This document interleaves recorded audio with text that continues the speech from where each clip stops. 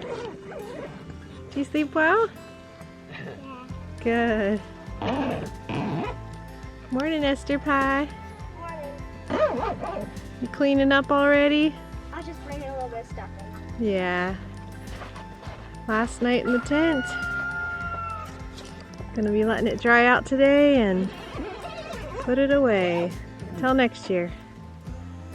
Good morning, love. Morning. We're actually going to let the tent air out and not Air. dry out. It is a little wet, but yeah, air out, And dry off. air out and dry off. There we go. We made it. We made it. Cool. Hello everyone, welcome back to the homestead. I am back here in Esther Pie's garden, which is just looking so beautiful right now. It's a beautiful fall day and the colors are incredible. Today I wanted to talk about a subject that's really challenging for me personally, and that is how to slow down when there is so much work to be done.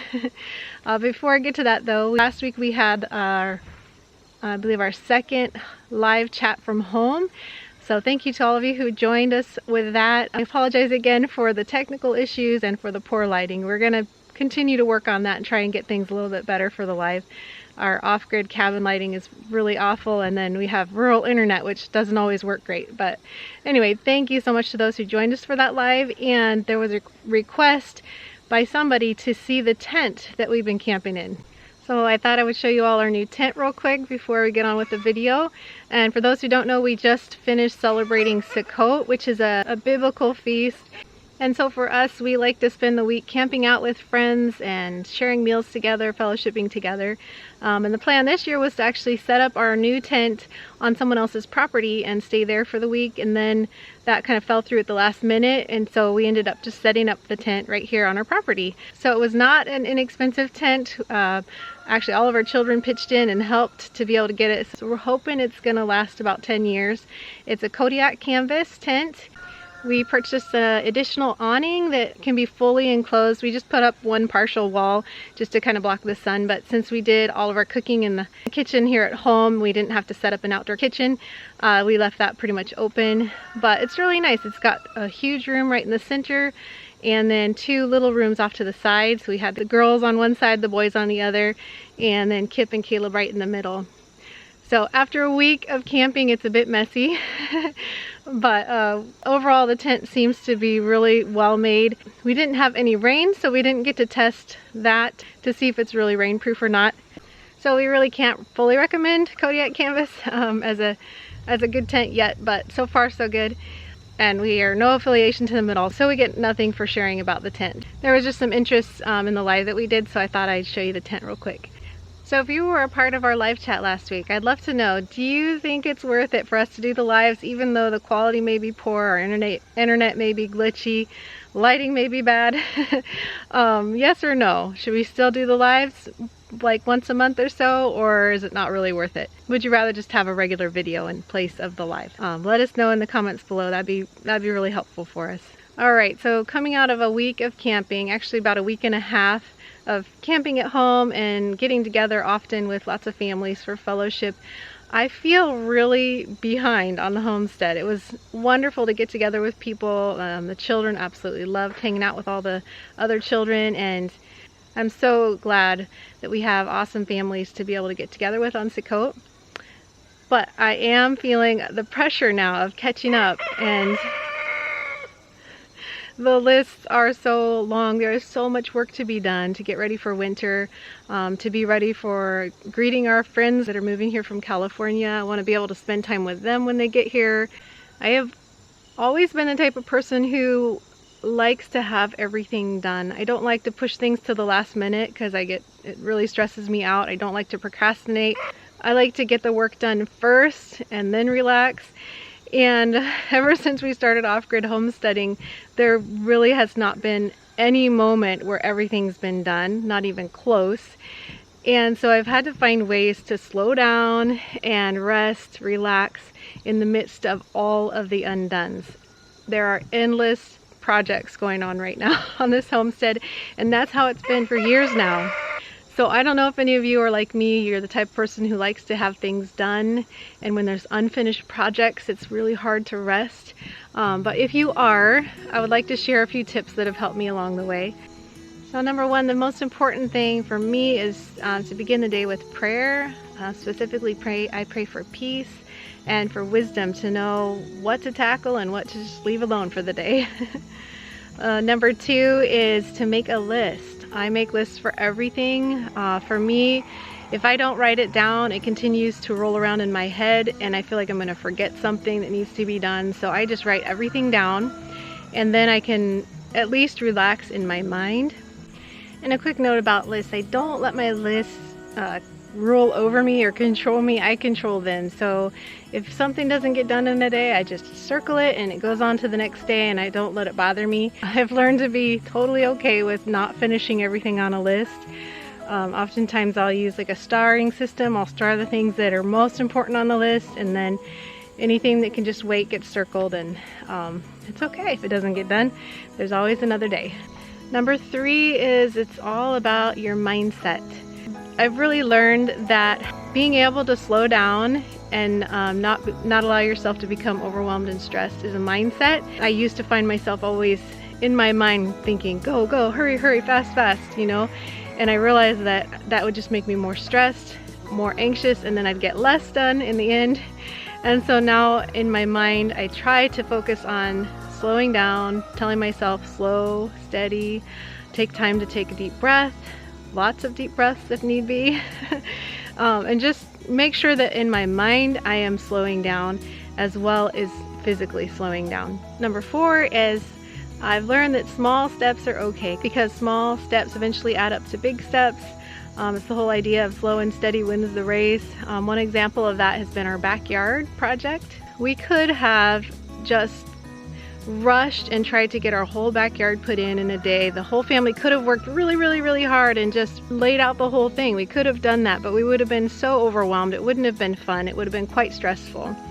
So instead, we've chosen to just tackle it one small step at a time, and little by little the backyard is coming together.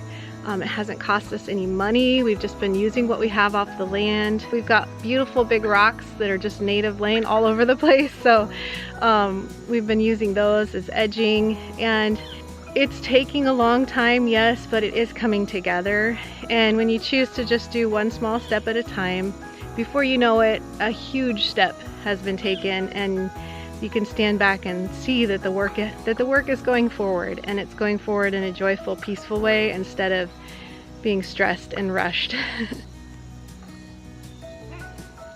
You loving the new kitty? It's Rascal, huh? Our new kitty. He likes this. He likes this. Yeah, he likes it when you pet him, huh? You wearing Big Brother's jacket today? It's not very cold out though, is it? You got baby doll tucked in with ya? Number 5 is to delegate. Those of you with little children, it can be kind of difficult to do that, but even 4, 5, 6-year-olds are able to do so much. And just having a few minutes of an older child helping with a younger child can make all the difference in the world. So sometimes there's things you just can't delegate, and it's actually a lot easier to just do them yourself rather than try and train or teach somebody else to do it. Other things, it's worth the effort to train and teach so that that task can just be taken over for good for you. So figuring out how to delegate is going to look different for every family. I'm so thankful and blessed to have a lot of older children right now that I can delegate to. And that has relieved a lot of the burden on me to have to do so much all the time. I still have a lot to do every day, constantly going from one thing to the next, and usually one thing's not finished before the next thing pops up. That's just how it is when you've got a big family and a lot going on. But be encouraged if you've got a lot of little children. They will grow up and they will be such a help to you. Number 6 seems so simple and almost ridiculous, but it's not, and that is take a deep breath. So many times if I find myself rushed or stressed or just moving too quickly, I stop and take a deep breath, maybe a few deep breaths, and it just changes everything. A deep breath can just bring so much relief to your body. So take the time to take a deep breath once in a while, and let me tell you, it will definitely help you. Last thing I've had to learn is that it's okay to slip away every once in a while for a recharge. So they can just be as simple as a 5-minute walk to the mailbox, a stroll through the garden, sometimes even just going out and gathering greens and taking them to the geese, which is a chore, is actually relaxing and it helps slow me down. I used to not really allow myself those moments, but now I know that they can really help me recharge. And so I'll often just tell the older children, hey, can you hold down the fort for a little bit? I need to slip away. And it's so helpful for me to be able to do that, to relieve some of the stress or pressure of the day and to just slow down.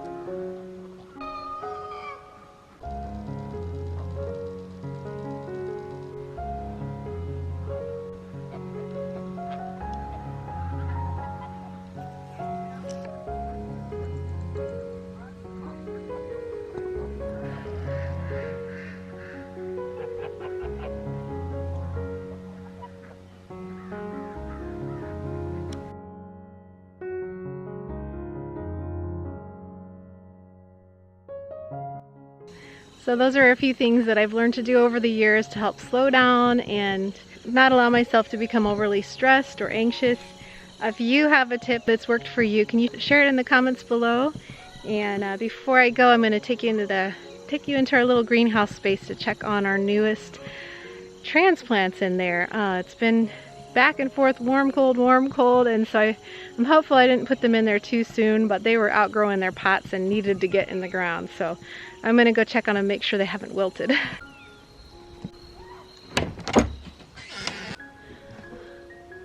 Looks like they're doing okay. This is Revolution lettuce and Lennox lettuce.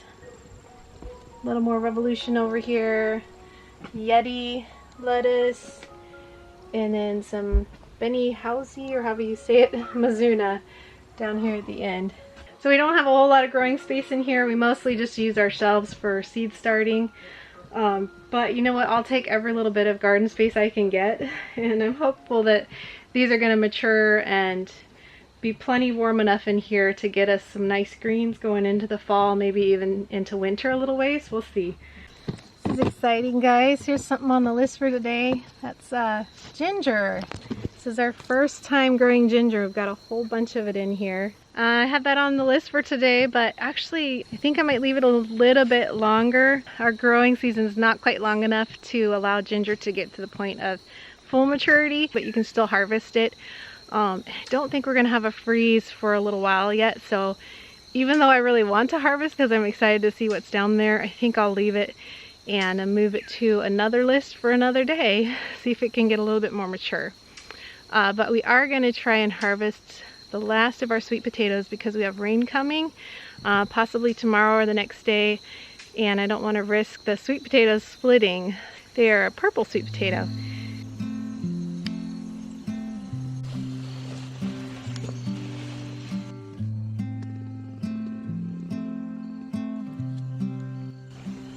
Whoa, is that a huge one? Yeah. That is huge. Look at that.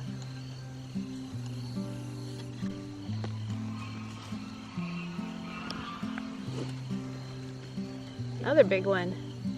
I haven't seen these get so big. Maybe we left them in too long. That's pretty big.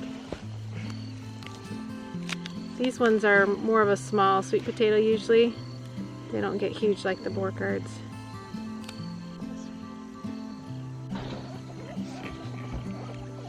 These are just so weird this year. There's like one big one and then a bunch of skinny long ones. That's the funniest sweet potato I've ever seen. I don't know, Josh. I don't know if we're going to keep these for next year, huh? Yeah, these are a little bit weird. Very strange. Yeah, we got these from Azure Standard. They're purple potatoes. We grew them last year, and they seem to grow fine, but this year, they're just growing very strangely. Well, guys, not much to show for, it's actually about a 4-foot by 4-foot space. And we actually had planted red potatoes before these potatoes went in, and so we found a few of those too. But yeah, mostly just really kind of woody, big sweet potatoes, and then the others were just really skinny and full of all these little hairs. So I'm not sure I'm going to do the Azure Standard purple potatoes again. I'm going to stick to Beauregard, Murasaki, and Mahon yams. Well, guys, hope you're finding ways to slow down and be at peace. As always, thank you so much to our patrons who make these videos possible. And until next time, we pray blessings over you and yours. And whatever you do, do it with your whole heart.